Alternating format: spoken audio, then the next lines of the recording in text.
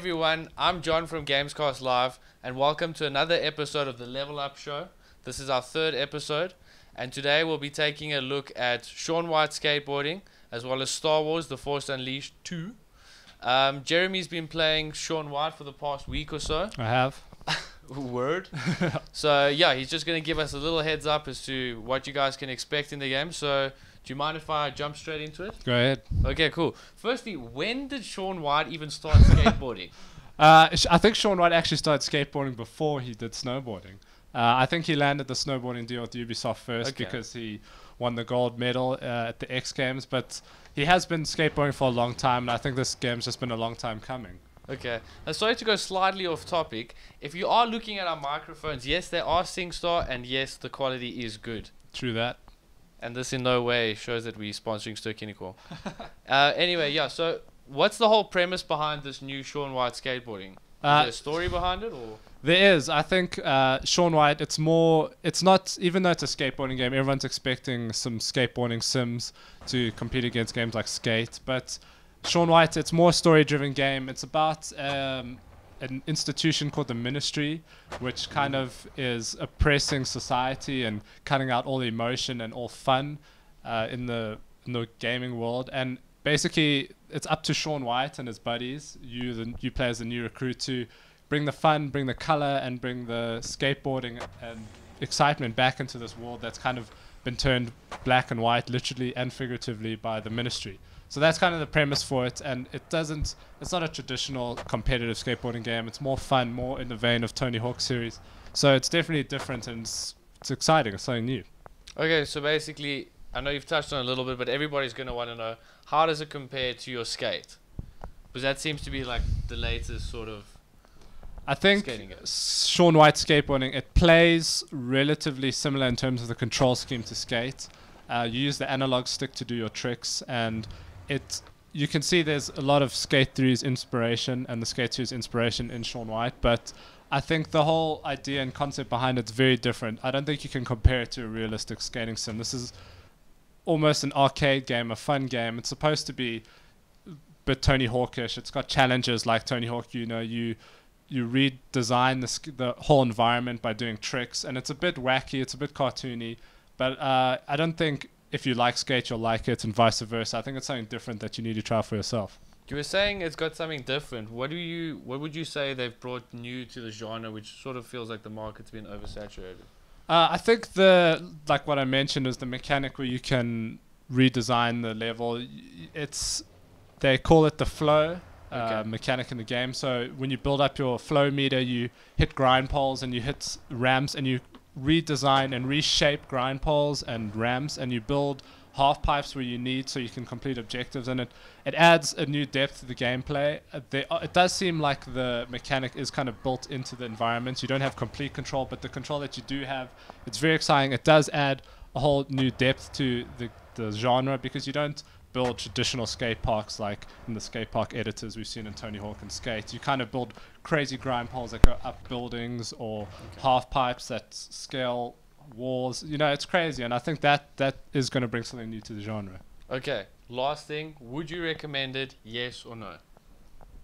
I would recommend it, but maybe try it out before you buy, and don't expect a real skating sim. This is a fun, off-the-wall kind of skating arcade game, so check it out before you buy it, but it's definitely there, and it's an improvement over Shaun White snowboarding, which I was a little disappointed with. Okay, awesome. Thanks, Jeremy. No worries.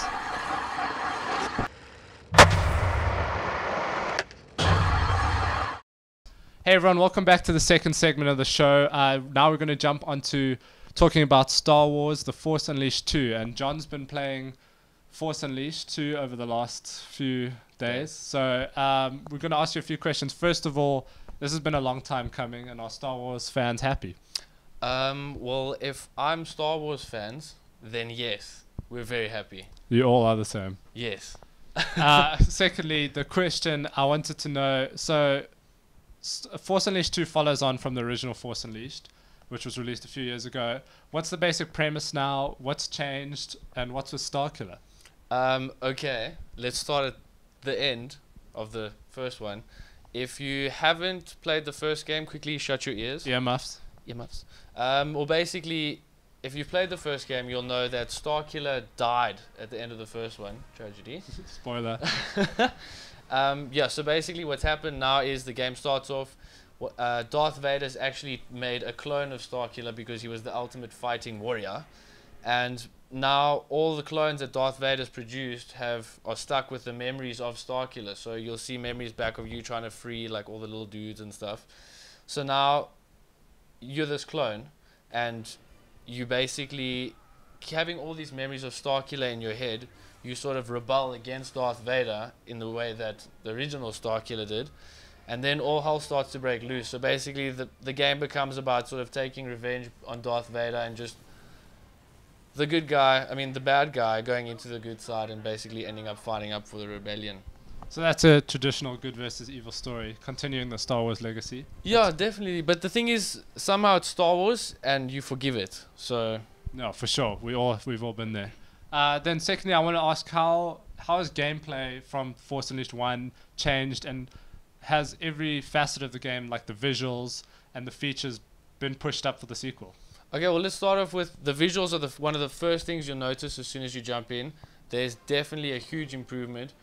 The previous one, basically what you found was that your cutscenes always looked more beautiful than your actual gameplay. This time around, the gameplay looks so sharp, or the game itself looks so sharp, that the cutscenes and the actual gameplay, the transition between the two is absolutely seamless.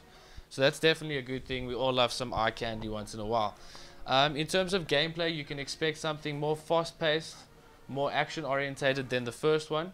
There's a whole new set of power-ups for you to unlock. One of them that we can spoil and tell you is the Jedi Mind Trick.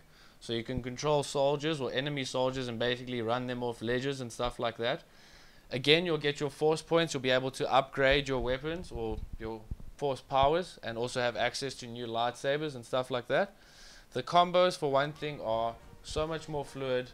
For this time round, what a strange thing is when you actually, in the process of slicing away enemies, the game almost slows down in a way and almost lets you see each little segment or each little action that you basically execute looks much more smooth, to put it that way, for the thing. And yeah, other than that, it's definitely a big step up and gamers will enjoy it. If you love the first one, this is the first one on steroids. So we could safely say that Force Unleashed 2 trumps Force Unleashed 1 in every department. Yeah, definitely it does. One of the critiques of the first one was that your force power didn't have enough sort of damage. This time round, obviously, you're not going to kill your whole environment by using the force, but in this one, you sort of feel as if the force does do a little bit more damage, and it's always a gratifying thing to experience. And then overall, yeah, I would recommend it if you like the first one. And also, this one seems to have a little bit more than the first one, so if you're a bit hesitant or on the fence about the first one, check this one out. It should be worth it. So you heard it here first, GamesCastLive.com. Thanks for another episode of Level Up. And check back next week because we'll have more games, more reviews, and more ridiculous conversations. So check you guys later. Cheers.